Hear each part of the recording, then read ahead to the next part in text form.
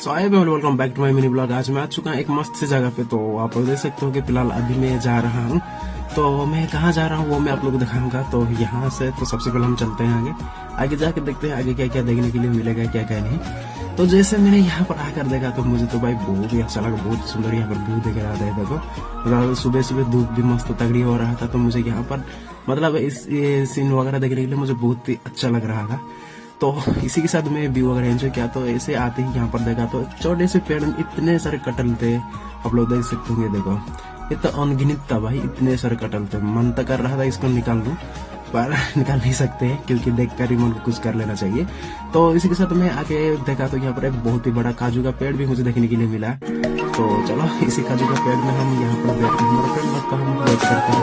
तो देखते हैं वो लोग कब तक आते हैं कब तक नहीं। तो यहाँ पर बैठे बैठे मैं यहाँ पर बोरिंग हो चुका था क्योंकि धूप भी बहुत ज्यादा हो रहा था क्योंकि गर्मी ज्यादा हो रही है। तो इसी के लिए अच्छा लगा